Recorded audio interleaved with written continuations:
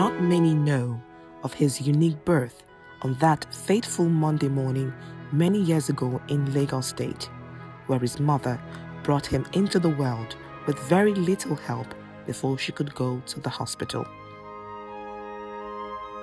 My father had picked me up from school. I remember the day actually. He picked me up from school and said, "I've got some exciting news." What? I mean, obviously I knew my mother was pregnant, but I now have a baby boy. I'm so excited, God bless him. Because he was actually born in the house we were living in. My mother had a maternity home downstairs. So that he was born there because I guess labor was quick or whatever. Anyway, so he said, apart from what my father said about my brother, he said, and I delivered him. He told me that he delivered me. I said, oh, really? Yes. Obviously, later on, I got to know that, according to my mother, that he didn't deliver anybody. He was there, he was shaking, and it was my mother was directing him, get me this, get me that, while she was, because she knew that was her maternity and being a midwife. Femi is from a very good home, brought up by a good mother. I know him growing up. No, so it's a thoroughbred and a very, very good home. No, I know that he was good. He did well in school because I was always had the opportunity to see in his reports, so I knew he was good. From that humble yet dramatic beginning, he took his first steps towards being part of Nigeria's great history. I would say politics was an incidental finding. And by incidental finding, I would say where he didn't set out to be a politician. But it's like politics found him, or he found politics, and it was just a fit. He just went straight into it. And that's it. And the rest is history. I didn't expect him to join politics because he's like his late father. He's very good, outspoken, quiet, listener, and he won't do anything but what is going to do is inside him. It's like that. So, and politics, one has to be tactful in anything, check anything before you voice anything. That's my fear about him. He's very outspoken. And I said, no, I refused. He said went to all the men, the leaders of the party, and then to come and to beg me to let him go into politics. And of these things talking so much, he let go. I said, okay, I will be helping him by prayer. After a short sojourn abroad, he returned home to join in the effort of building Nigeria, a nation he loves, starting with the House of Representatives. Armed with passion, his trademark smile, and a flair for decisive views that cuts to the heart of legislative debate, he entered the National Assembly. When in the assumed office, 3 months after, he always come to Lagos every 2 weeks, if not every week, and we will line up people in constituency. So he will meet with them, discuss 1 or 2 things where he can be of assistance. Then people will bring 1 or 2 problems. The one that he can do, he will tell them, don't worry, see so person, I will do it. The one he cannot do, he will tell them, I'm sorry, I can't do it. But later, when they left, we now told him, sir, politics is not play like this. You don't tell people you can't do it. He said, if that is where you play your own politics, me, I can't play politics like that. What I cannot do, I cannot promise. What I can do, I will do it. He's ready to help anybody that that needs the help, and also give advice to. And I think he got that. We all learned that from mom. For almost 2 decades, he has served his constituency, Surulere 1 in Lagos State, and Nigeria in the House. He has also served in several leadership positions, showcasing his diligent nature through his political, diplomatic, and legislative skill. As you may know,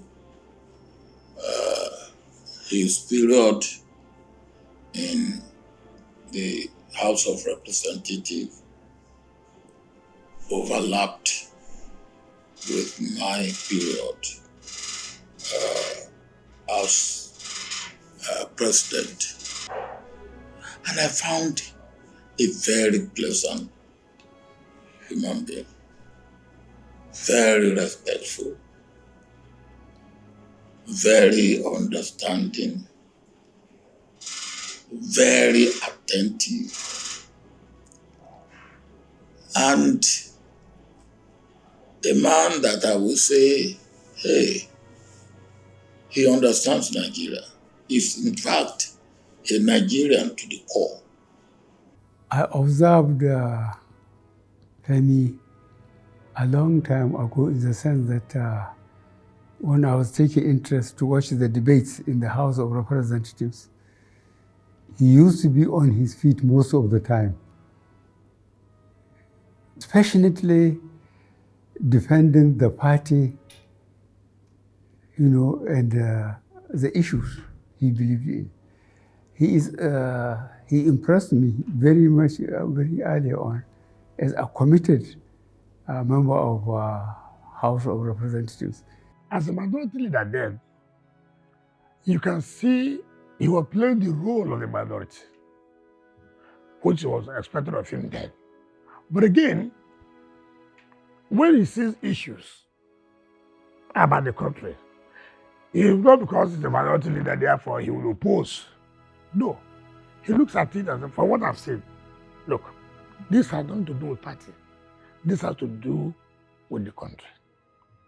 Even though he also plays his role as a minority leader, of course, you cannot every time hook, line, sinker, accept anything that's been brought by the ruling party. You too have to say, no, this ones will not agree. He was not a pretentious person. He would like to understand and know everything where possible. But he will also tell you that he doesn't understand this and wouldn't like to make any mistake or a mess of any situation, and therefore you ask you for the best way possible to achieve whatever it was that you wanted him to achieve as an individual member of the House or as a team.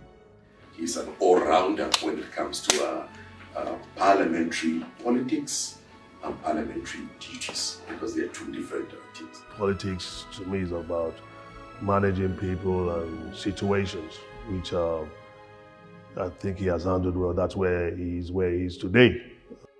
From serving as minority whip to becoming minority leader, he went further to become the majority leader in the House of Representatives and was crowned as the Speaker of the House of Representatives. Do solemnly affirm That I will be faithful that I will be faithful and bear true allegiance and bear true allegiance to the Federal Republic of to Nigeria. the Federal Republic. I believe he had a purpose for contesting for speakership in 2015. The fact that he didn't get it does not kill that passion, that reason that motivated him in the first instance to seek for that office. And I think true to what we preach, in business, perseverance, tenacity, resilience, he continued, and 2019 he got it. I believe he has been very impactful. I took a lot of interest anytime I see him on session, how he related with the members of the House of Representatives, how he was speaking with them, And I think I consider him as a very inspirational leader. Being a House of Representative member, his enviable and unique position does come with its highs and lows, yet he firmly and decisively stands out in Nigeria's parliament. His vision, self-belief, and tenacity was clear from his youth. I guess that's why he's led a rancor-free Green Chamber. I hope his constituency will maintain the confidence in him because he is patriotic and an honest person. I have a lot of respect for him. The way he has been able to arrange, galvanize the House and organize the House, it's something that most people may take for granted, but for me in a leadership position, it's something that I must commend. Speaker Femi Gbajabiamila remains one of the most astute legislators in the Parliament of Nigeria, very forthcoming in terms of intellectual capacity, delivering with human face in terms of what he should be doing and what he's doing. And, very, very, very intelligent man that I see every minute that I'm with him. Every minute is important to me because I'm learning. You can see from that time that he became speaker. There's quite a lot of change in the running of the affairs of the House, the behavior of even members. Obviously, you don't expect everything to go, but I will give him, if I'm going to give him a mark of 0 to 100, I will definitely give him over 95. And he has a vision on how Parliament can participate effectively in their oversight role, to provide oversight role over the executive. As he marks another momentous year, his 60th birthday, the best thing anyone could wish for him is to continuously grow in and with grace, as well as never lose sight of his goals.